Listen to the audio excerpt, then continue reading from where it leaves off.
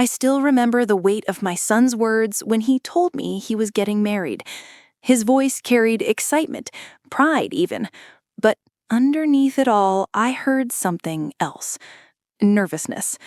"Mom," he said over the phone, his tone cautious. "Her family is, well, they're very well off, successful, respected." He paused, and I could feel the hesitation crawling through the line. "They want to meet you before the wedding." I should have felt happy. My son, my only child, was starting a new chapter. But instead, a strange unease settled in my chest. It wasn't jealousy. It wasn't fear of losing him. It was something quieter, something I'd learned over decades of watching people. How quickly respect can disappear when someone decides you're not worth it. I didn't say much on that call. I congratulated him, told him I'd be there whenever they wanted, but after I hung up, I sat alone in my living room, staring at the framed photo of us from years ago, him in his school uniform, me in my work clothes, both of us smiling despite everything we didn't have. That boy had grown into a man I was proud of, but had he grown away from me, too? The invitation came a week later, formal, printed on thick, expensive paper. "Mr. and Mrs. Harrison request the honor of your presence." I ran my fingers over the embossed letters and made a decision right then and there. I would go to that house. I would meet these people, but I wouldn't go as the woman I'd become.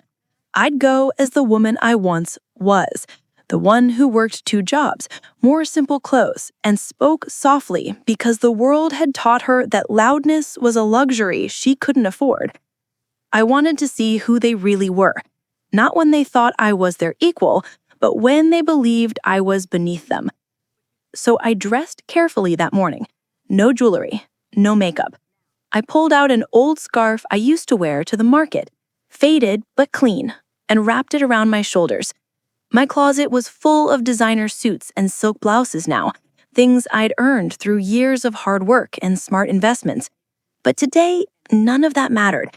Today, I needed to disappear into the background and watch what happened when people thought I was invisible.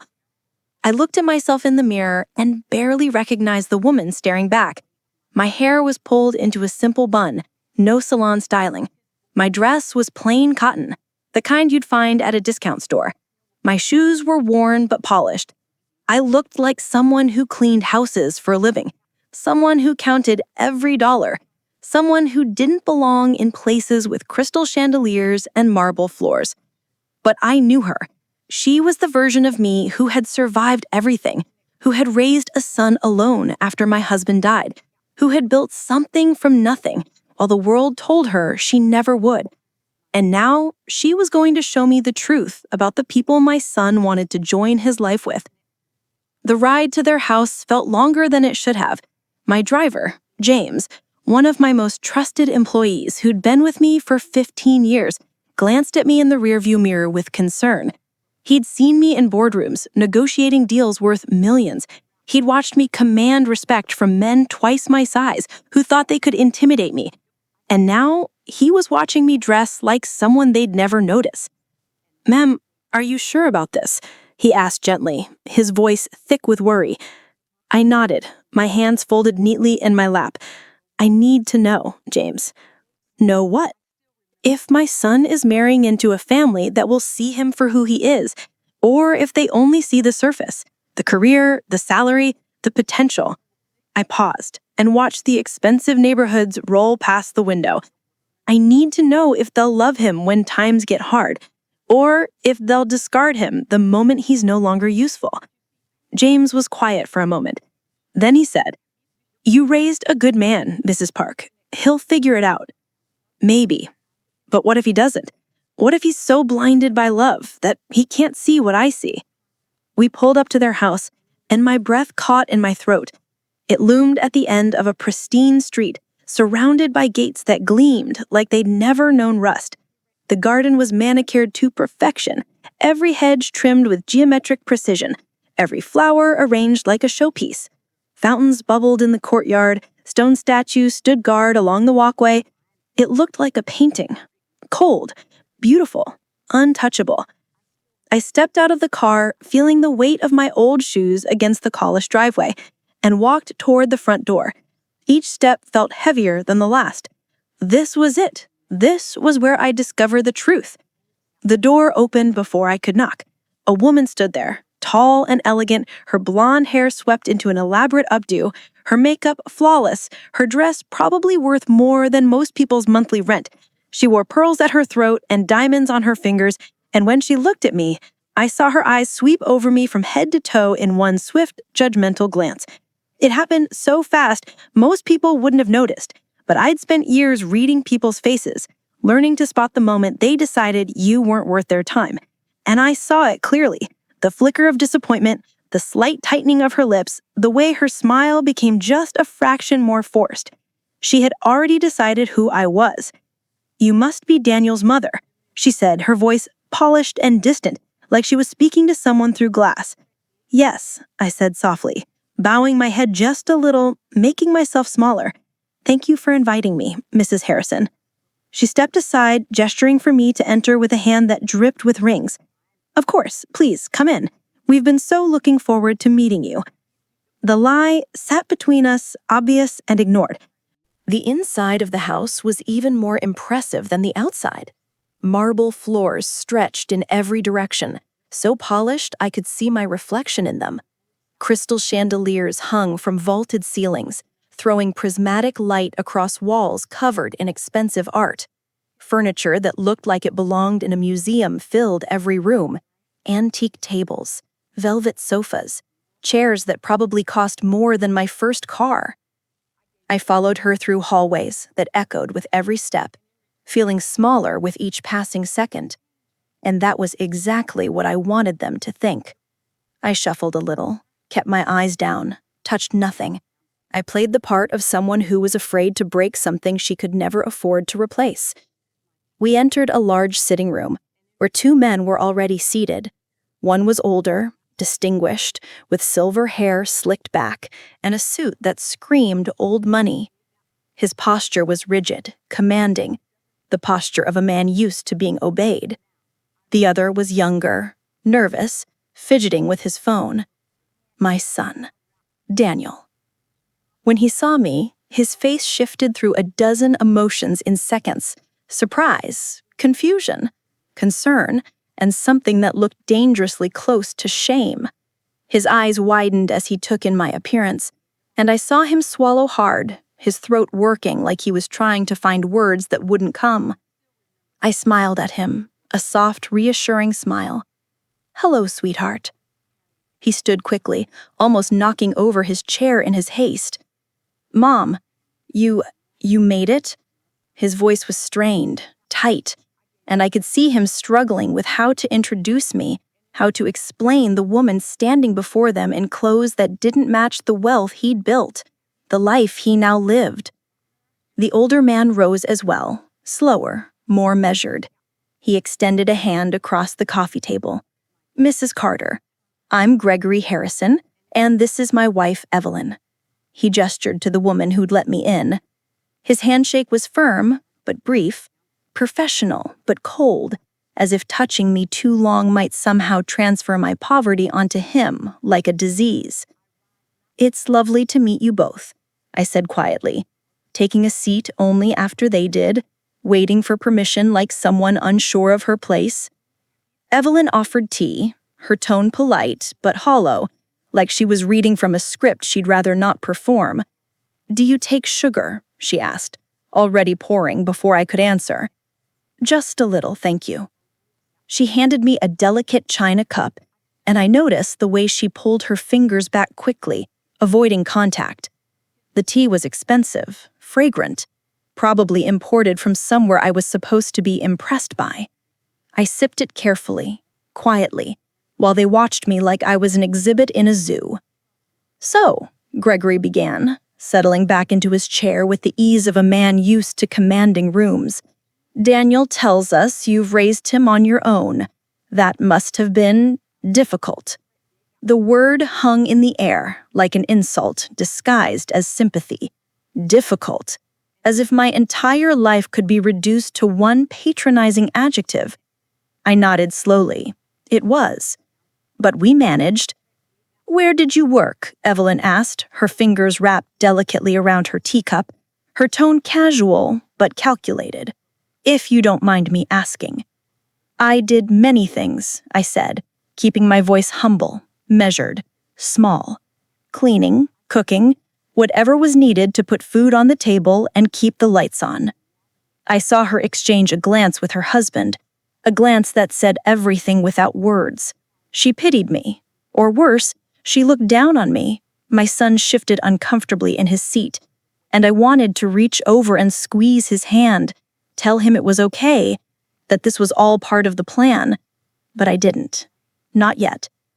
"Well," Gregory said, clearing his throat, his voice taking on that tone people use when they're about to compliment you for something they consider beneath them. "It's admirable, really, raising a son in such circumstances. And look how well he's turned out." He smiled at Daniel, but it wasn't warmth I saw in his eyes. It was possession, like my son was a prize they had already claimed, a trophy they'd won. The conversation continued, light and meaningless, filled with questions designed to confirm what they already believed about me. How long had I been widowed? What neighborhood did I live in? Did I rent or own? Each question was a probe, a way to map the borders of my poverty, to confirm their assumptions. I answered each one with quiet grace, playing the role perfectly. And with every word, every polite smile, every demure nod, I saw them relax. They thought they knew me now. They thought I was harmless, insignificant, someone who would fade into the background of their perfect life. But nothing could have prepared me for how they looked at me, as if I didn't even belong in their house. Later that evening, after I'd returned home and peeled off the clothes that felt like a costume, I sat alone in my office. The walls were lined with awards, certificates, framed articles about my businesses. Photos of properties I'd acquired hung alongside degrees I'd earned while working full-time and raising a child. My desk was mahogany, expensive, bought with my first real profit 15 years ago. I ran my fingers over the edge of that desk and thought about my son. I remembered the nights when he was small, curled up beside me on our tiny couch in our one-bedroom apartment, asking why other kids had more toys, bigger houses, fathers who came home at night. I never had good answers. I only had love and the promise that one day things would be better. And they were. God, they were so much better. I'd worked myself raw to give him opportunities I never had. I put him through the best schools, made sure he never went hungry, never felt the kind of shame I'd carried for years like a second skin. I wanted him to be confident, strong, unafraid of the world. I remembered the first time he came home from school crying because another kid had made fun of his shoes.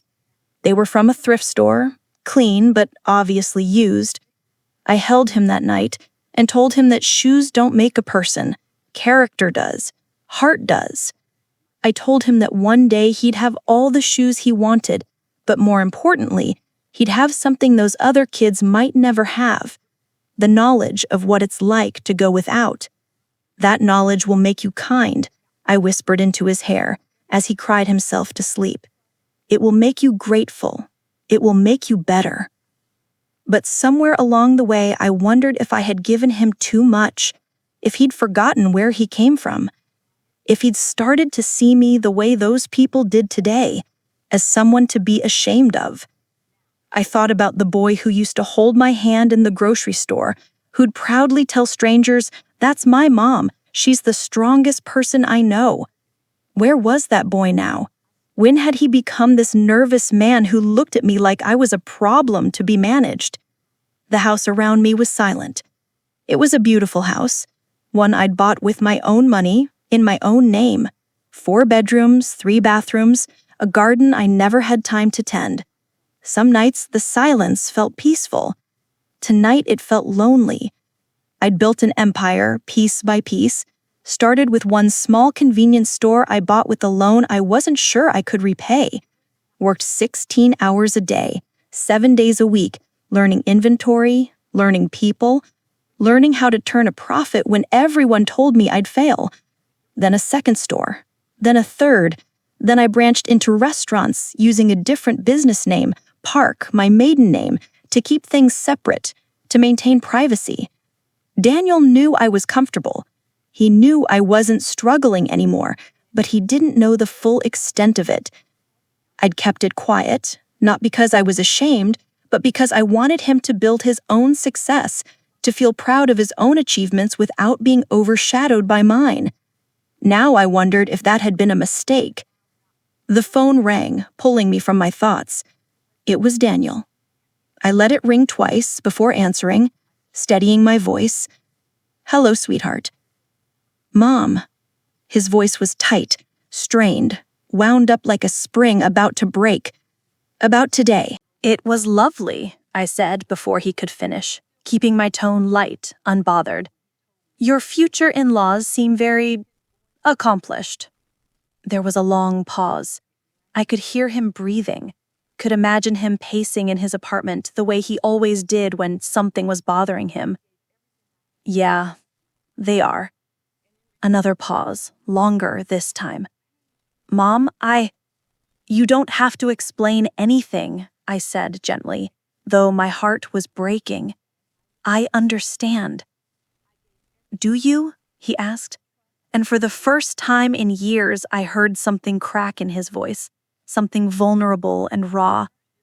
"Because I don't think I do anymore." I closed my eyes, gripping the phone tighter.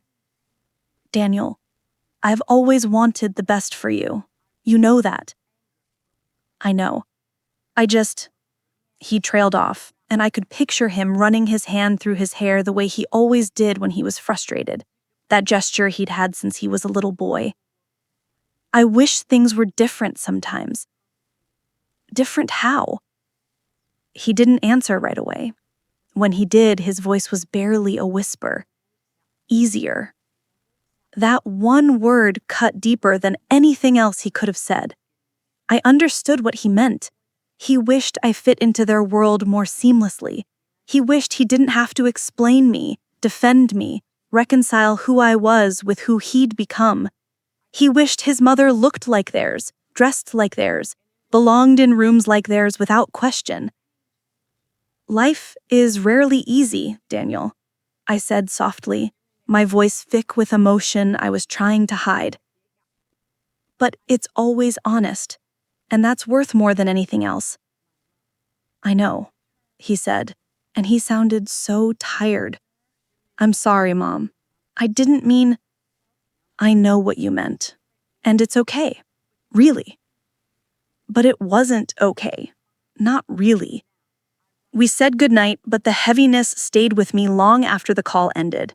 I sat there in my office, surrounded by everything I'd built, everything I'd achieved, and felt more alone than I had in years. I thought about my husband, Daniel's father. He died when our son was only 5, a sudden heart attack that left us reeling and broke. No life insurance, we couldn't afford it.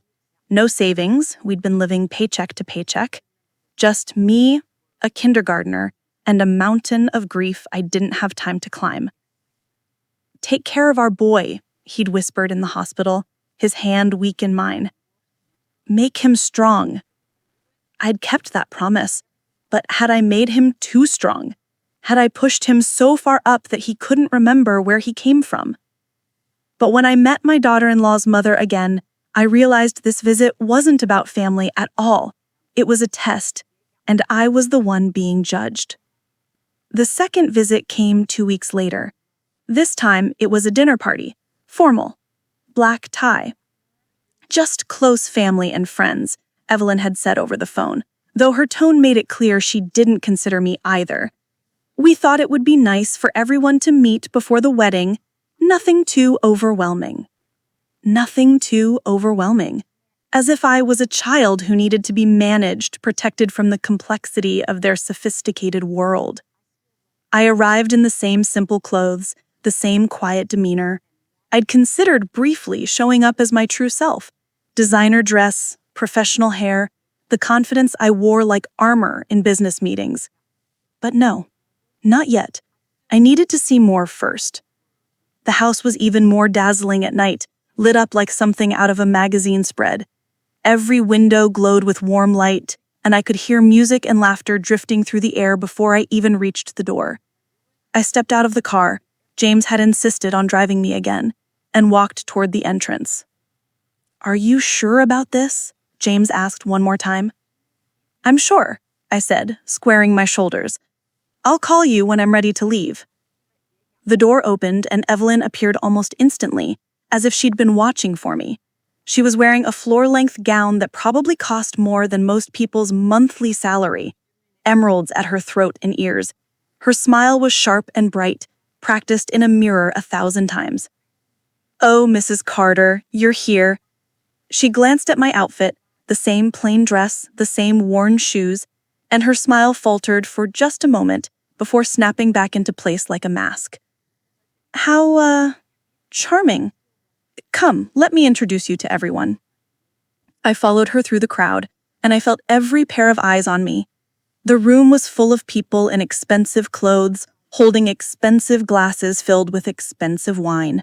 They laughed in that practiced way wealthy people do, loud enough to seem genuine but controlled enough to remain elegant. Whispers followed in my wake, polite but poisonous. I caught fragments of conversations, people not even bothering to lower their voices enough to be, "That's Daniel's mother? I heard she worked as a maid. Poor thing, she must feel so out of place. Do you think she understands what fork to use?" I kept my head down, my expression serene, unbothered. Let them talk, let them judge, let them know they knew me. Evelyn introduced me to a dozen people whose names I immediately forgot, or rather, whose names I didn't bother to remember because they didn't matter. Each one offered the same tight smile, the same hollow pleasantries. "Oh, you must be so proud of Daniel. What a lovely boy you've raised. It must be such a relief to see him doing so well." Relief. As if his success was a fluke, a miracle, something I never expected, because someone like me couldn't possibly raise someone like him. And then I met her, Emily, Daniel's fiancée. She was beautiful, polished, everything a daughter-in-law from a family like this should be. Tall and graceful, with auburn hair that fell in perfect waves and green eyes that reminded me of sea glass. She wore a cream-colored dress that looked painted on, and when she moved with the confidence of someone who'd never questioned her place in the world. She shook my hand warmly, and her skin was soft, clearly never worked hard a day in her life. "It's so wonderful to finally meet you, Mrs. Carter," she said, and her voice was sweet, genuine even. "Daniel talks about you all the time." "Does he?" I asked gently, studying her face for signs of the cruelty I'd seen in their parents.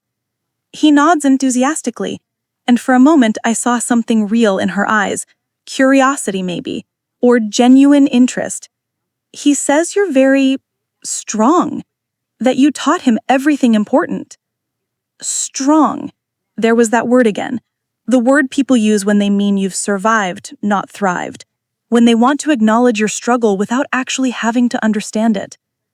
"I did my best," I said simply. "Well, your best must have been extraordinary," Emily said, squeezing my hand. "He's the most wonderful man I've ever met." And in that moment, I saw it. She loved him, really loved him. Not his job or his money or his potential. She loved the person he was. That realization softened something in me, made me want to believe that maybe, just maybe, this could work. Dinner was a spectacle. A long table stretched across their formal dining room, set with more silverware than any human could possibly need. Crystal glasses, china plates with gold edges, napkins folded into elaborate shapes. Candles flickered between massive flower arrangements that must have cost a fortune. The conversations around me were filled with references to places I'd never been and people I'd never met. Evelyn sat across from me, holding court like a queen.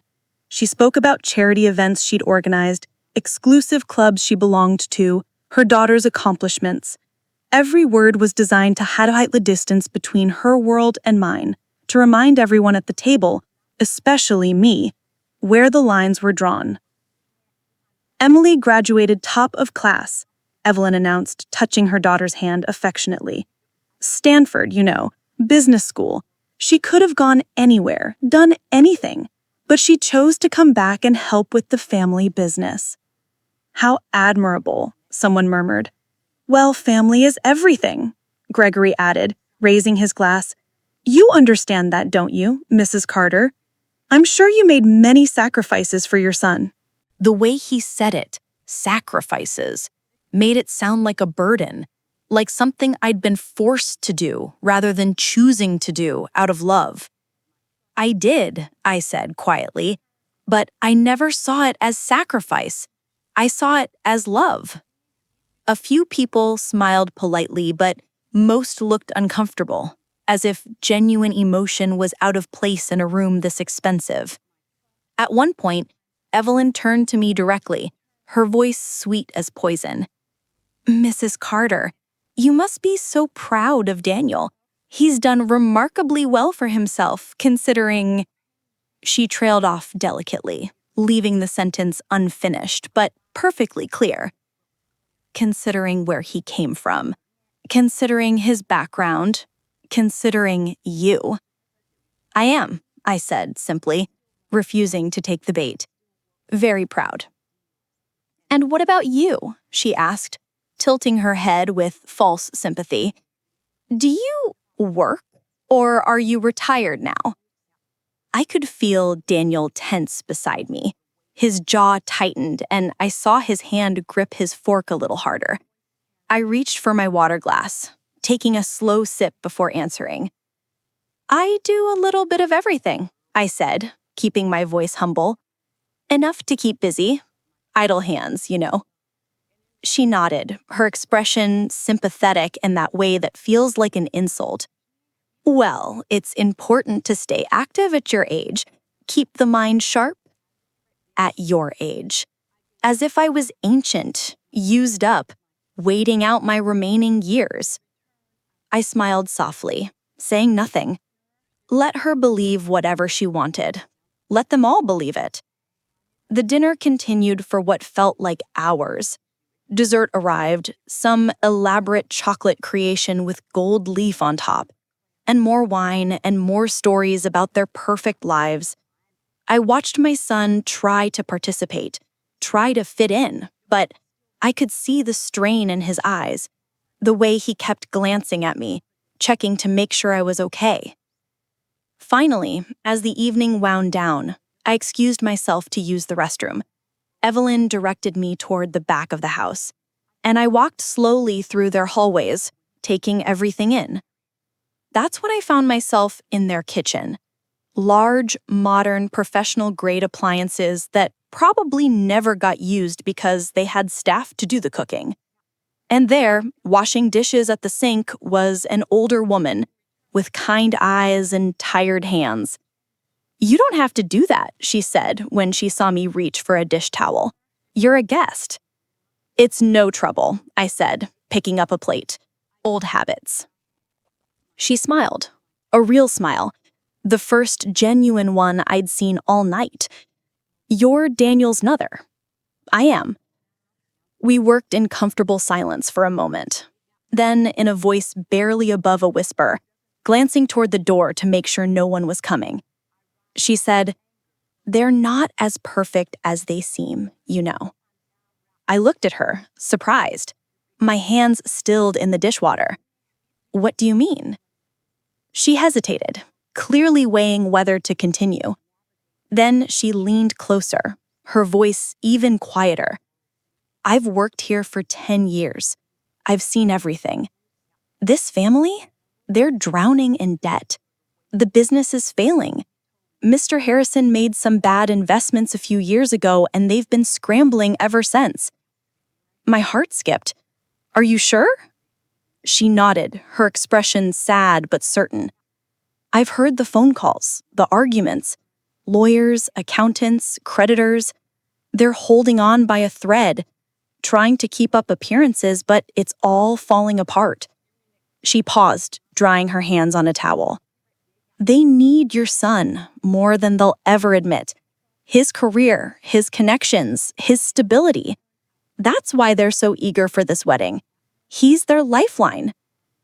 I felt something shift inside me, a mix of anger, clarity, and something else I couldn't quite name. They weren't judging me because they were better. They were judging me because they were desperate. And desperation makes people cruel, makes them lash out at anyone who reminds them of what they're afraid of becoming. "Why are you telling me this?" I asked quietly. She looked at me with those kind, tired eyes. "Because I've raised kids too. And if my son was marrying into this family, I'd want to know the truth." She squeezed my hand briefly. "You seem like a good woman. You deserve to know what you're dealing with." I thanked her, my mind already racing with possibilities, with plans. I dried my hands and returned to the dining room, where the evening was finally winding down. As I said my goodbyes, Evelyn hugged me lightly, her perfume overwhelming, cloying. "It was so lovely having you," she said, her voice dripping with false warmth. "We must do this again soon." I smiled, nodded, and left. In the car, James looked at me in the rearview mirror. "How was it?" "Enlightening," I said, staring out the window at the mansions passing by. That evening, I promised myself I would not let my son's future be built on lies or on people who saw worth only in wealth. I spent the next few days thinking, planning, verifying. I could have confronted them immediately, marched back to that house and thrown their hypocrisy in their faces. But that wouldn't teach them anything. People like the Harrisons didn't learn from words. They learned from experience, from consequences, from having their carefully constructed facades torn down in front of everyone they were trying to impress. So I reached out to a few contacts, people I'd done business with over the years who had connections in financial circles. I asked casual questions, made subtle inquiries. It didn't take long to confirm what the housekeeper had told me. Harrison Industries was indeed failing. Gregory had invested heavily in a technology startup 3 years ago, convinced it would make him millions. Instead, the company had collapsed, taking a significant portion of the Harrison fortune with it. They'd been borrowing money ever since, using their properties as collateral, trying to maintain their lifestyle while their foundations crumbled beneath them. The house, the cars, the clothes, the parties, all of it was smoke and mirrors, a desperate performance to hide the fact that they were drowning. And my son, my hardworking, successful, principled son, was their lifeline. It made perfect sense now. The rushed engagement, barely 6 months of dating, the insistence on meeting me, on making sure I understood my place, the way they looked at him like he was salvation wrapped in a suit. They didn't love him. They needed him. And there was a world of difference between those two things. I thought about telling Daniel everything right away, sitting him down and laying it all out in front of him so he could make an informed choice. But I knew my son. He was kind, loyal to a fault, especially to people he loved. If I told him Emily's family was in financial trouble, he'd probably marry her anyway out of some misguided sense of responsibility. He'd try to save them, to fix everything, because that's who he was. A fixer, a problem solver, someone who couldn't stand seeing people he cared about struggle. He'd gotten that from me. No, if I wanted to save him, truly save him, I had to do it differently. I had to show him and them who they really were, what this relationship was really based on. I had to strip away the illusions and let the truth stand naked in the light. So, I called Evelyn 3 days later. I made sure my voice was humble, grateful, appropriately nervous. Mrs. Harrison, I've been thinking. You've been so kind to me, and I'd really like to return the hospitality. Would you and your family allow me to host a small dinner? Nothing fancy, of course. Just my way of saying thank you. She hesitated, and I could practically hear her weighing the options, wondering if she could find a polite way to refuse without offending the future mother-in-law. "Oh, Mrs. Carter, you don't have to. Please," I said, adding just the right amount of pleading to my voice. "It would mean so much to me. I know I don't have much, but I want to do something nice. For Daniel, for all of you." There was a long pause. Then, with audible reluctance, "Well, that's very thoughtful. When were you thinking?" "This Saturday, if that works for everyone." "Let me check with Gregory and Emily. I'll call you back." She did. 2 hours later, confirming that Saturday would work. I gave her the address, a restaurant in the nicer part of town, and told her to arrive at 7. "A restaurant?" she asked, and I could hear the confusion in her voice. "I thought you were cooking." "Oh, it's nothing fancy," I said quickly. "Just a small place No. I thought it would be easier than trying to squeeze everyone into my tiny apartment." "I see," she said, and I could tell she was already planning what story she'd tell her friends about dining at some cheap, mediocre restaurant with her future son-in-law's poor mother. Perfect. I spent the next few days preparing. I called the manager of one of my restaurants, Marco, who'd been with me since I'd bought the place 7 years ago. "I need you to do something for me," I told him. "Something unusual." "Anything, Mrs. Park." I explained the plan, and when I finished, he was quiet for a moment. Then he laughed, a deep, genuine laugh. "This is going to be interesting. That's one word for it." Saturday arrived. I dressed carefully again. The same simple clothes, the same humble appearance. James drove me to the restaurant early. I wanted to make sure everything was perfect. The restaurant, Lorenzo's, was one of my favorites, not because it made the most money, but because it had heart. Marco had turned it into something special over the years, a place where the food was exceptional and the atmosphere was warm. It wasn't pretentious, but it was good, really good. And tonight, it would serve a different purpose entirely. I waited outside as 7 o'clock approached, my stomach tight with nerves. This was it, the moment of truth. A sleek black car pulled up, and the Harrisons emerged. Gregory in a suit that probably cost more than my entire outfit. Evelyn in a dress that shimmered under the streetlights. Emily looking beautiful but uncomfortable, clearly sensing the awkwardness of the situation.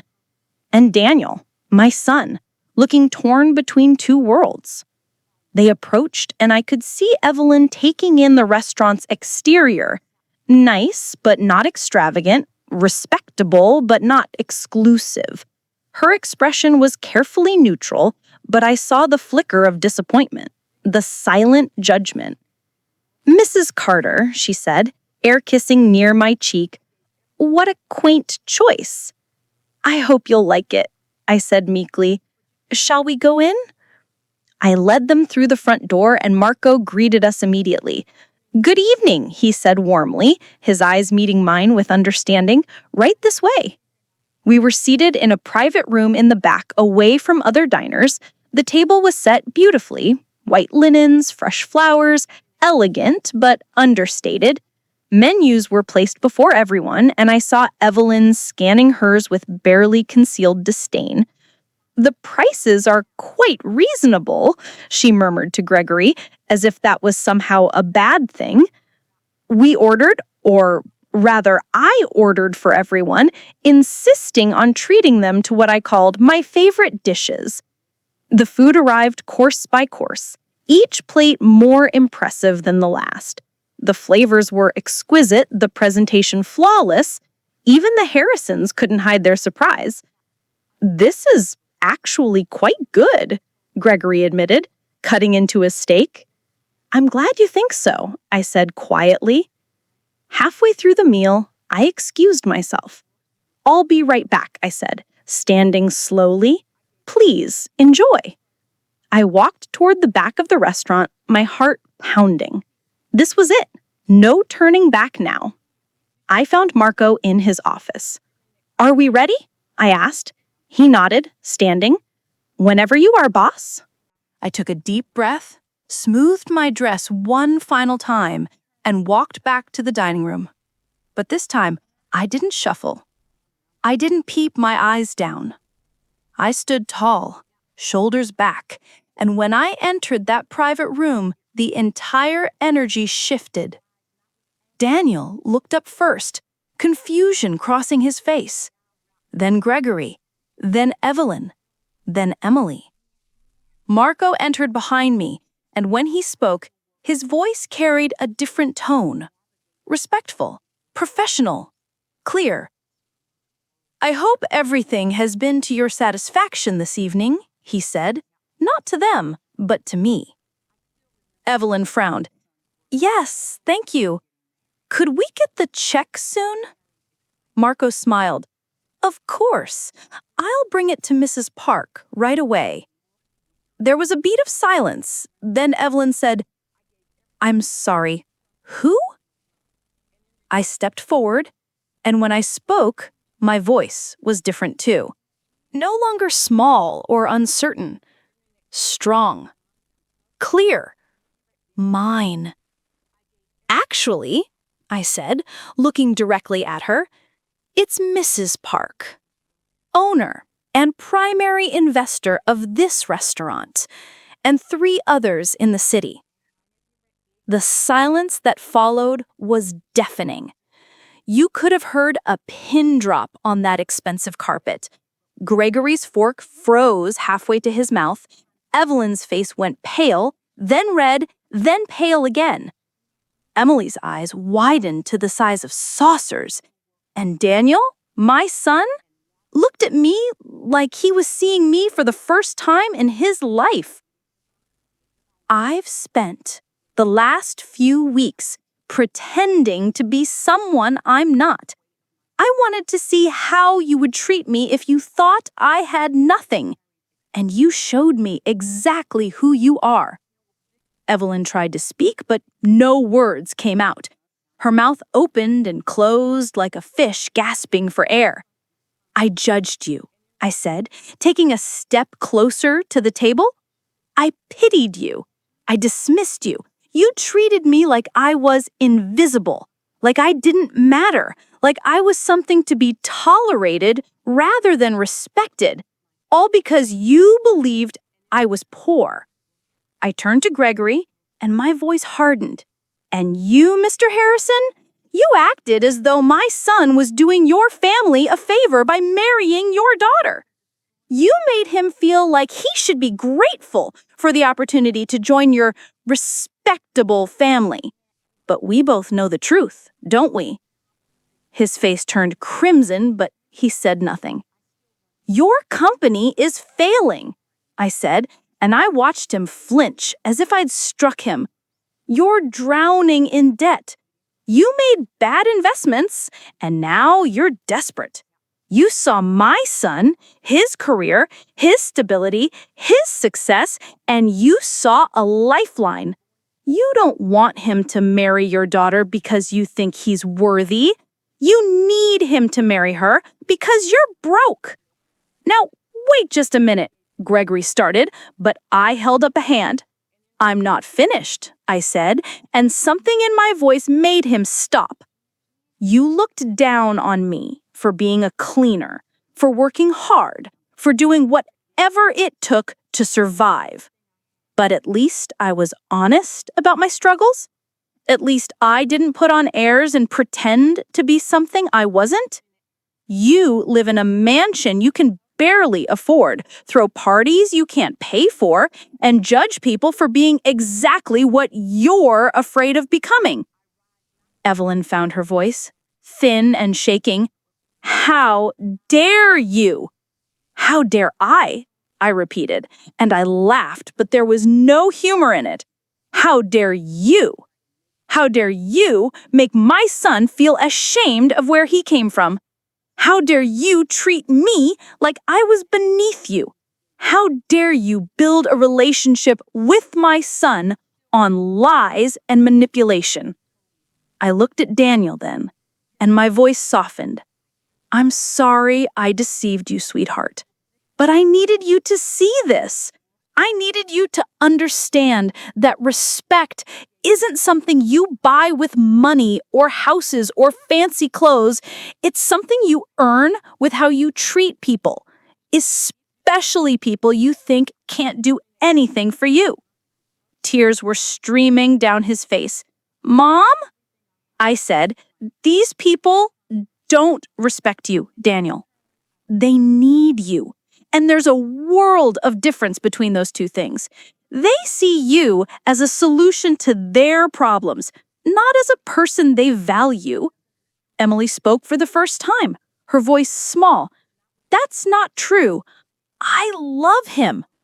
I looked at her, really looked at her, and I saw the tears in her eyes too. Do you? Or do you love the security he represents, the stability, the way out of your family's mess? I love him, she said again, more firmly this time. I love him for who he is. Then prove it, I said. Be honest with him. Tell him everything about your family's financial problems, about why your parents were so eager for this marriage. Give him the truth and let him make his own choice. The room was silent, except for the sound of someone crying.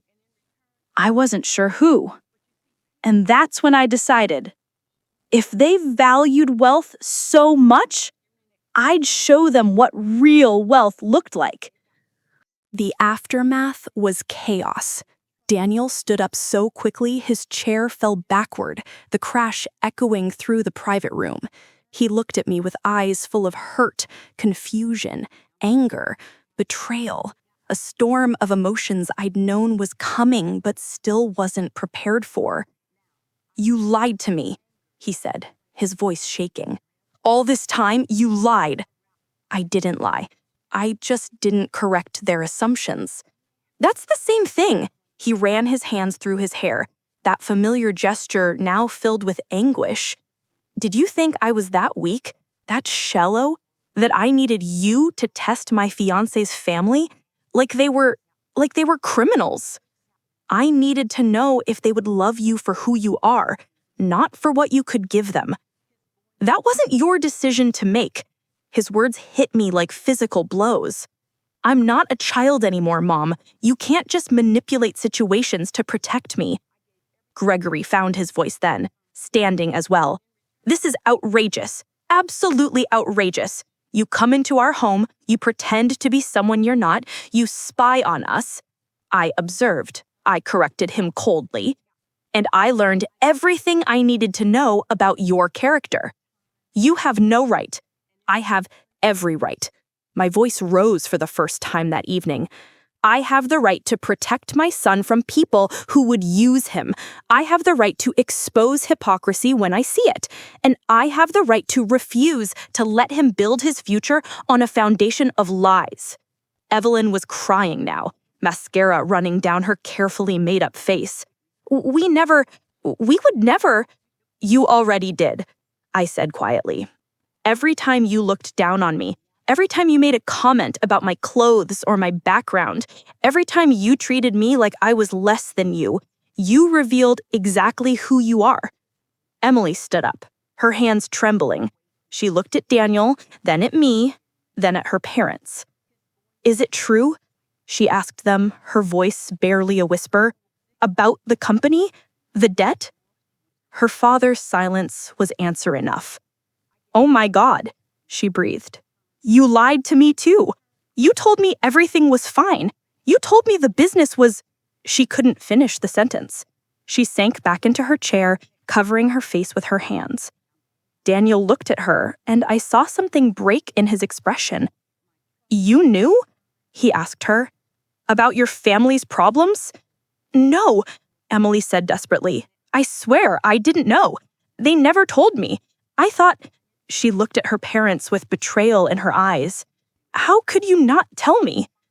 "We were protecting you," Evelyn said weakly. "By lying? By using my relationship?" Emily's voice cracked. "Did you even care if I was happy? Or was this just about saving yourselves?" The questions hung in the air, unanswered. Marco appeared at the door, reading the room instantly. "Should I give you more time?"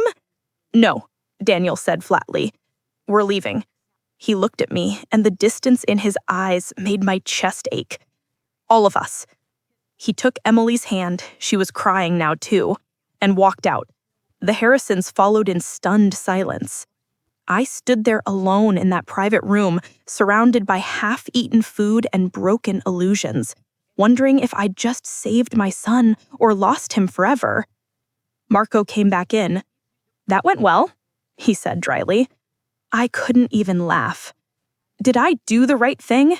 He put a hand on my shoulder. "The truth is always right, Mrs. Park, even when it hurts." The next 3 days were the longest of my life. Daniel didn't call, didn't text, didn't respond to my messages. I wanted to give him space, but the silence was killing me. Had I gone too far? Had I damaged our relationship beyond repair? On the 4th day, there was a knock on my door. I opened it to find Daniel standing there, and he looked exhausted. His eyes were red, his clothes rumpled, like he hadn't slept in days. "Can I come in?" he asked quietly. I stepped aside, and he entered. We sat in my living room, my real living room, with its comfortable furniture and family photos and shelves full of books, and for a long moment, neither of us spoke. Finally, Daniel said, "I've been thinking about what you said, about everything." He looked at me, and his eyes were filled with pain. "Why didn't you just tell me the truth? About who you are, about what you've accomplished? I wanted you to be proud of yourself, not overshadowed by me, not relying on me. I wanted you to build your own success. I'm proud of myself, but I'm also proud of you. Or I was. Now I don't know what to think." "I'm sorry," I said whispered. "I'm sorry I deceived you. But Daniel, I'm not sorry for protecting you. Those people were using you." "Maybe," he admitted. "But Emily wasn't. She didn't know about her family's problems. She didn't know what her parents were doing. And now she's devastated. Her whole family is falling apart, and she's caught in the middle." "I know," I said, "and I'm sorry she's hurting. But would you rather have found out after the wedding? After you'd legally tied yourself to a family built on deception?" He was quiet, and I knew he was struggling with that question. "I talked to Emily," he said finally. "We talked for hours. About everything. Her parents, your reveal, what we want, what we're afraid of." He rubbed his face tiredly. "She's angry at them. Heartbroken. She feels betrayed too." "What did you decide?" I asked. "I don't know yet," he said honestly. "I love her, Mom. I really do. But I need time to process all of this, to figure out if we can build something real on top of all these lies." I reached over and took his hand. "That's fair. That's wise." He looked at our joined hands, and when he spoke again, his voice was thick with emotion. "You raised me to value honesty, to treat everyone with respect, to never judge someone by their bank account. But then you pretended to be poor. You lied about who you were. How is that different from what their parents did?" The question hit home, hard and true. "You're right," I said. "I did lie, but I lied to reveal truth. They lied to hide it. That doesn't make what I did right, but it makes it different." "Does it?" he asked. Because from where I'm sitting, everyone was lying to everyone, and I'm the one caught in the middle, not knowing who to trust. I had no answer for that. He was right. In my quest to protect him, I'd used the same tactics I'd accused the Harrisons of using. The ends might have been different, but the means were the same. I'm sorry, I said again, because that's all I had. He nodded slowly. I know you are, and I know you were trying to protect me. But Mom, he looked at me with such sadness. I'm 30 years old. I'm not a child. You can't keep protecting me from the world. Sometimes I need to make my own mistakes. I know, I whispered. I know. He stood up, and for a moment I thought he was leaving, but instead he pulled me into a hug. I love you, he said into my hair. Even when I'm angry at you, I love you. I love you too, I said, holding him tight. More than anything. We stood like that for a long time. Two people trying to find their way back to each other through the debris of broken trust. But deep down, I knew the real lesson wasn't for them. It was for me. The weeks that followed were strange. Daniel and Emily put the wedding on hold, not canceled, just postponed, while they worked through everything. Emily moved out of her parents' house and into her own apartment, establishing boundaries and independence for the first time in her life. She and Daniel went to counseling together, talking through the foundation of their relationship, making sure it was built on something real. I didn't see much of them during this time. Daniel needed space, and I gave it to him, even though it hurt, even though every day without hearing his voice felt like a small death. But Emily called me one day, about 3 weeks after the dinner. Mrs. Carter, or should I call you Mrs. Park? I'm sorry, I don't even know what's appropriate anymore. You can call me Margaret, I said gently. Margaret, can we meet? Just the two of us. I'd like to talk to you. We met at a coffee shop, neutral territory. She looked different, less polished, more real. Her hair was in the simple ponytail, her makeup minimal. She wore jeans and a sweater instead of designer clothes. Thank you for meeting me, she said, wrapping her hands around her coffee cup like she needed the warmth. Of course. She was quiet for a moment, gathering her thoughts.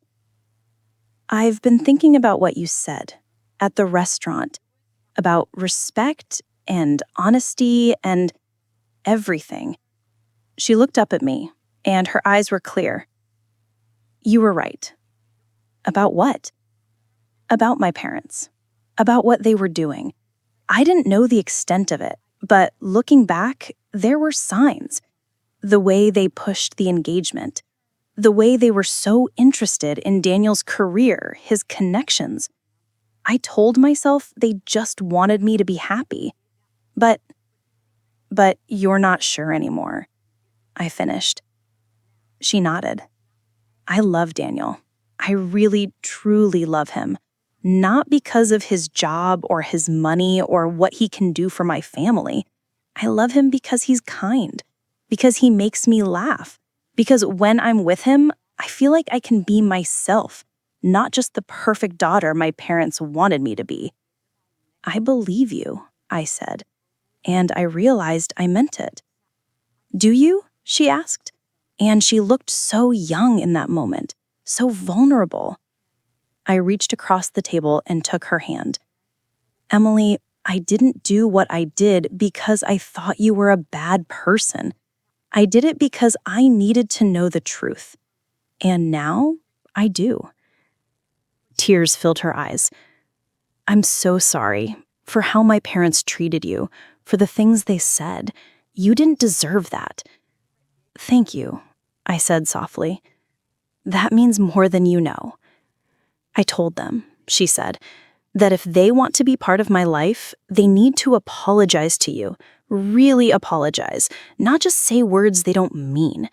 And they need to figure out their own problems instead of expecting Daniel to fix everything. What did they say?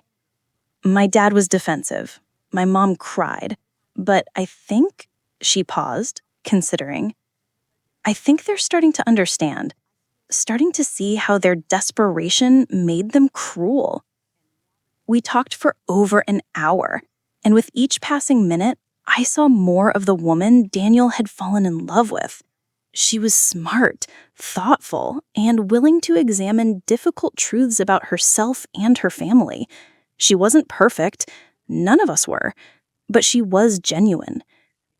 "Can I ask you something?" she said as we were getting ready to leave. "Anything.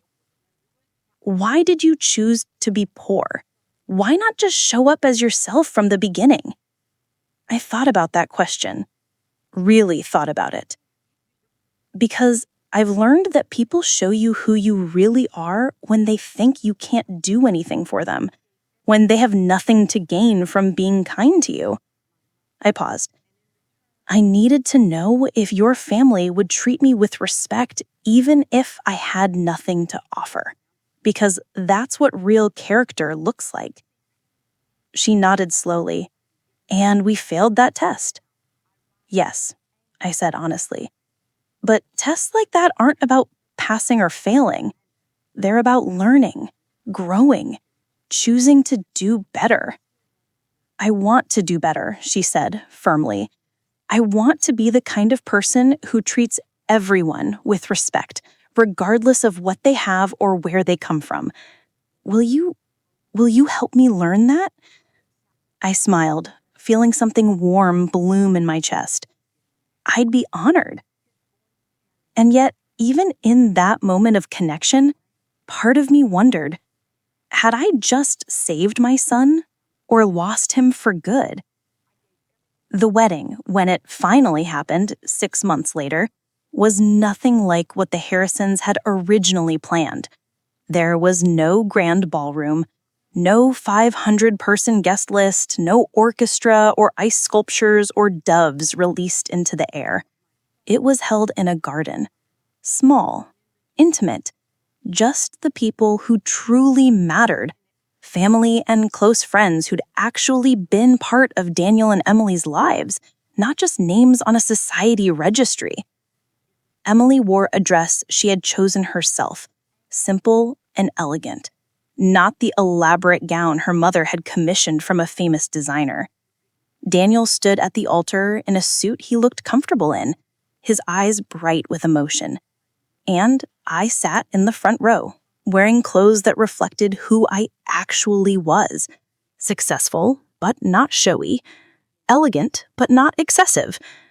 Tears streamed down my face as I watched my son begin this new chapter. Gregory and Evelyn attended, but they were different. Quieter. Humbled.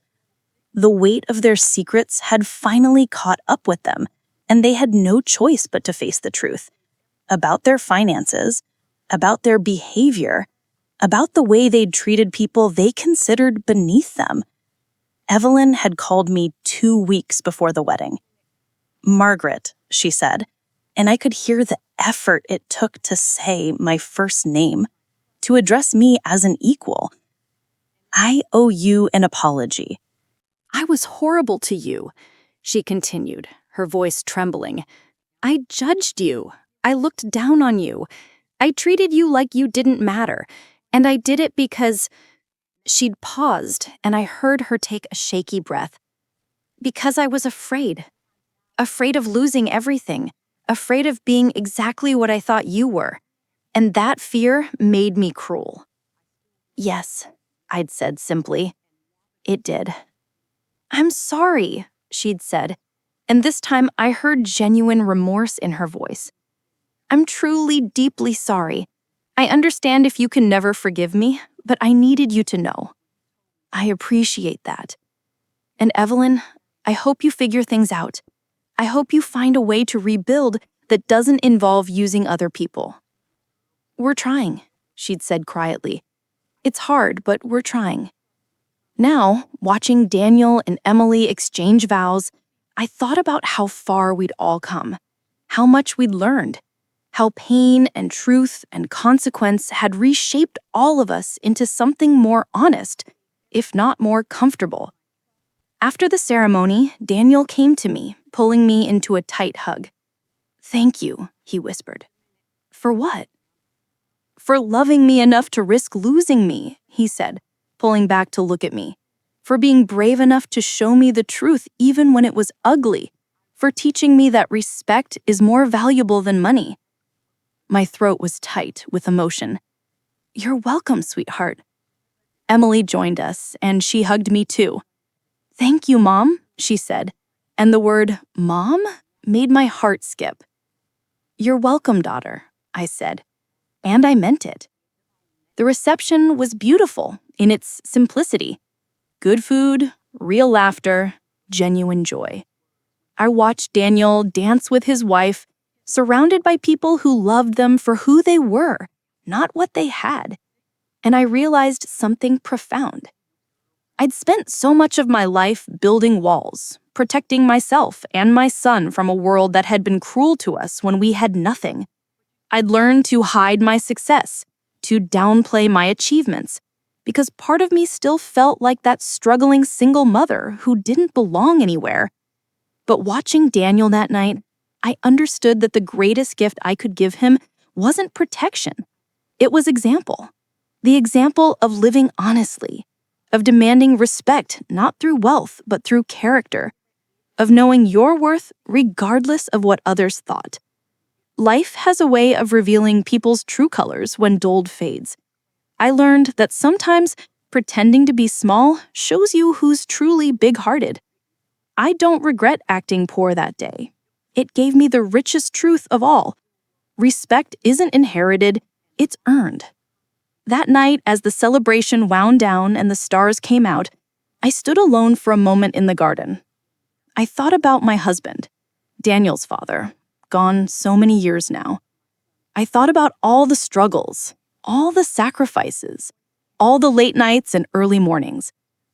We did it, I whispered to the sky, to his memory. Our boy is going to be okay. And for the first time in longer than I could remember, I felt at peace. Because in the end, as I watched my son dance with his wife, surrounded by people who loved them for who they were, not what they had, I realized something profound. Wealth isn't measured in bank accounts or properties or business success. It's measured in moments like this, in love that's tested and proven true, in honesty that costs you everything but gives you something irreplaceable, in the courage to stand up for what's right, even when everyone's watching. I still own those restaurants. I still run my businesses. I still work hard and make deals and navigate the complicated world of commerce. But none of that matters as much as knowing my son is happy, truly happy, and that the woman he married sees him the way I always have, not as a lifeline or a solution or a means to an end, but as a man worth loving for exactly who he is. Because in the end, the greatest fortune a mother can pass on is not money, it's values. It's the understanding that how you treat people defines you more than what you own. It's the knowledge that respect and dignity and love are currencies that can't be bought or sold, only earned and given freely. I learned that lesson the hard way. I taught it to my son, and now, I hope, he'll teach it to his children. That's the real inheritance. That's the wealth that never diminishes, never loses value, never becomes obsolete. That's the legacy I'm most proud of. So, let me ask you, did you like my story? Which city are you listening from? I'd love to know that somewhere out there, someone heard this and understood that respect, love, and dignity are more worth than all the riches in the world. That sometimes the most valuable thing you can do is strip away the pretense and show people who you really are. Both the struggles and the triumphs, the poverty and the success, the pain and the peace. Because all of it matters. All of it makes us who we are. And being ashamed of any part of your journey means you haven't learned the most important lesson of all. Every experience, good or bad, is part of the wealth that makes you who you are. Thank you for listening to my story.